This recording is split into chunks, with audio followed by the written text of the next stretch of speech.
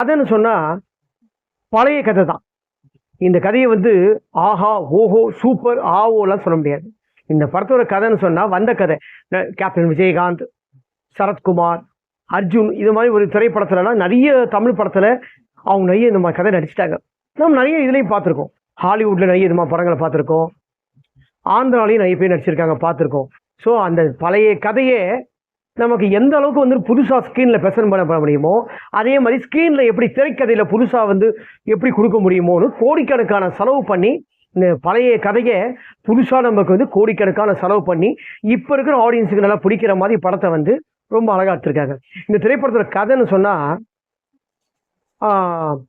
UPI weapon கன், அது ஒரு டிவைஸ்ன்னு சொல்லுவாங்க. அந்த ஒரு டிவைஸ் வந்து ரஷ்யாவில் ஒரு இடத்துல தோன்றாங்க. அந்த ரஷ்யாவில் இடத்துல தோணும் போது அந்த டிவைஸை எப்படியாவது பாகிஸ்தானுக்கு நம்ம மாற்றணும் அப்படின்னு சொல்லி பாகிஸ்தானுக்கு மாற்றுறாங்க. பாகிஸ்தான் மாற்றத்துக்குள்ளே அந்த டிவைஸை வந்து எப்படியாவது வந்து எதிரிங்க என்ன பண்ணுறாங்க,